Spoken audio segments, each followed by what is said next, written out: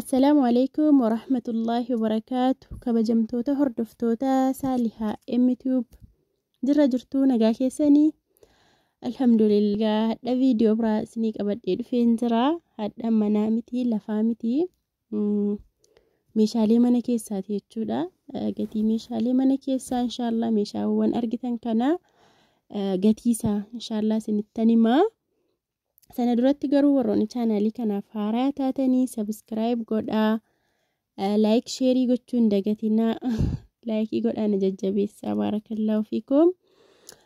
Egaa kanaan dura viidiyoo tokko lama wahii gatii meeshaalee biyya keessaa jedhee maxxanseen ture. Sanarratti namoonni baay'een gatii meeshaalee xixiqqaa mana keessaas nuu himii, gatii meeshaa baay'ee na gaggaafataa turtanii. Inshallah suutuma suutaan kanan isin biraan ga'u ta'a. الناس نججبيسا يجودا يادانيس لايكي gochuudhaanisi najajjabeessaa insha Allah yaada keessaniin annani tarkaan fadha jechuudha gara fuulduraatti. Egaa akkuma ni viidiyoo darbe viidiyoon duraan maxxanse keessatti kaasee biyya keenya keessa alhamdulillah biyyi keenya waan dhabdeen qabdu nama biyya keessatti hojjetu dhabde malee alhamdulillah biyyi keenya waanuma dhabde hin qabdu jechuudha. Meeshaalee jechuudha akkuma biyyoota biraa ilaallutti meeshaan nyaataa wantoota nyaataa hanga meeshaalee gurguddaa waan barbaanne biyya keenya keessaa argachuu dandeenya.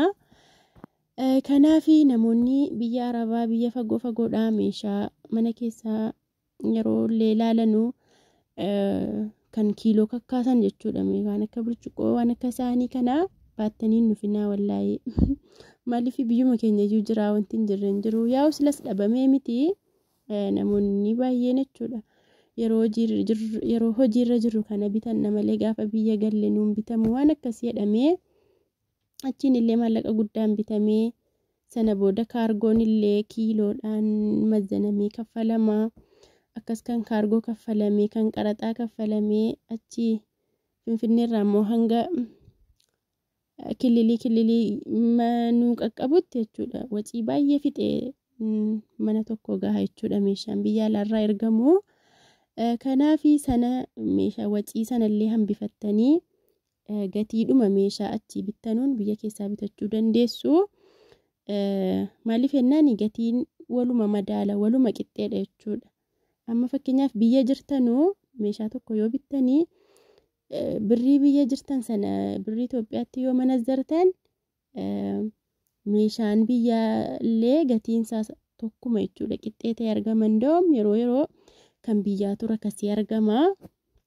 Qulqullinni isaa akkuma isinitti mee mircaadha jechuudha. Abbaatu qodaa gaarii birrii dabalee bitataa. Malee qodaan qulqullina isaa eeggatee qodaa ciccimaa babbareedaan biyya keenya keessa jira. Egaa inshallah gatii isaa kan waliin ilaallu ta'a. Sinittani gatii isaa namoonni baay'een bitachuu barbaannaa garuu gatii isaa nu beeksisii viidiyoodhaan meeshaalee nutti agarsiisii maraxnee bitanna waan akkasii naan jettanii keessaan baay'een keessan na dubbisaa jirtu. Egaa kun har'a isiniif fidee dhufeen jira. Gatii meeshaalee kana hunduma isaayyuu isiniifan hima inshallah. Video kana gaa laayikii gochuun dagatinaa. Barakallahu fiikum. Laayikii godhaan jajjabeessaa.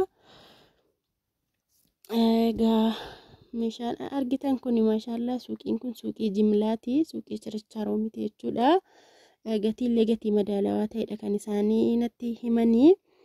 Akkuma argitan distii tadaraabiin kuni qarshii 2500. Saaniin kunillee saanii peermuziidha.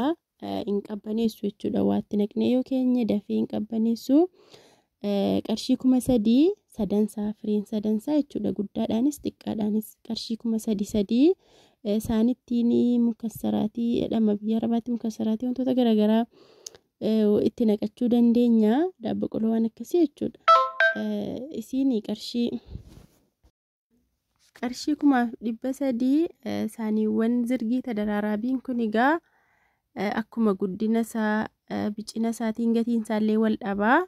Akkuma jabina isaatiin akkasuma saanii diimaan an qabee suni darzaniin isaa fireen 12 jechuudha. Qarshii 2020 birrii 2020 jechuudha. Fireenii 12 inni adiin fuudhe kuni fireen tokko qarshii 130 egaa baay'isuu dandeessu firee meeqa akka barbaaddaniin saaniin keddoo qabu sun kanan akkas cilfaa of keessaa qabu qarshii 320 peermuziin kuni leetirii 2dha peermuzii baay'ee tokko bareedaa ta'e abbaa leetirii 2 jechuudha qarshii 2000 akkasuma peermuzii warqaammaa lamaan sunilaa qarshii 3500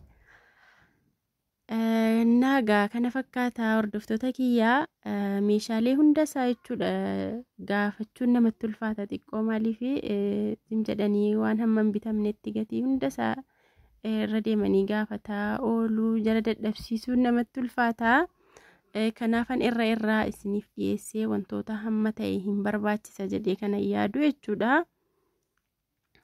Anna inshallah ga namoonni bitachuu barbaadanii namoonni gatii isaa nutti himii akkasuma viidiyoo isaa waraabii kana jennee maraxanna namoonni ettani gaa kunoo isinii waraabeen jira egaa kun kan argitan kun maashaallah irakabootiidha irakabootiin illee zamanaawii ta'ee gosa barbaanneen dhufee jira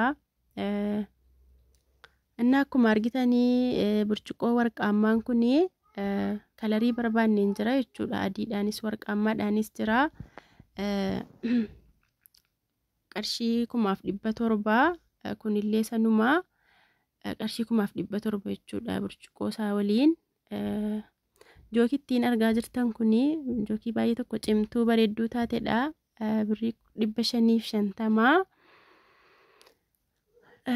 saanii darzanii distii laata daraaraa bittiin kuni qarshii 1900 hundumti isaa jechuudha firee meeqa akka ta'e illee lakkoofne saanii zirgiin kuni tokko birrii 90 baay'isuu dandeessu firee 24 ta'e 12 ta'e hanga barbaaddaniin tiriin suni qarshii 250 tokkoon isaa jechuudha akkasuma saanitti zirgiin tokkoon kuni qarshii 65 kun qarshii 75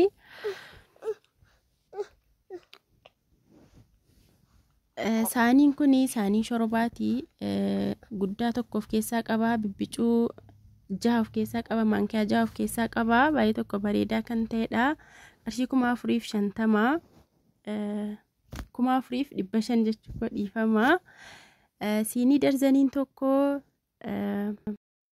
darzaniin tokko qarshii 1,500 sarbisii warqaammaan kuni 900 akkasuma kuni maashinii shunkurtii daakudha qarshii 200 egaa hordoftoota kiyyaa akkuma isinitti himee meeshaalee hunduma isaa gatii isaa gaafataa ooluun xiqqoo namatti ulfaata akkuma argitan irakabootiin kuni darajaa 3 qabdi kun isii bicuu sadaffaadha jiddu galeessaaf sadaffaa guddaatu jira irakabootiin kuni baay'ee tokko bareedaadha waa hundallee ofirraa qaba baay'ee tokko bareedaadha jechuudha maaceeshaa kan sukkaaraa baay'ee tokko namatti tolaa hin bareeda qarshii 18,000 jechuudha akkuma bareede qarshiin isaallee bareede annaa irakabootii gosa garaagaraatu jira jechuudha akkuma argitanii annaa kabajamtoota hordoftoota kiyyagaa warroonni meeshaalee kana bibbitachuu barbaadanii inshallah na dubbisaa lakkoofsa asirratti argitanuuni inshallah gatiillee meeshaalee kamii akka barbaadanu inshallah koomentii jalattis ta'u keessaanis ta'u naafi maatii kan inni isin biraan gahu ta'a inshallah yoo rabbi jedhe viidiyoo kanatti aansuudhaan gatii arabiyaan majlisiin isiniif dhiyeessaa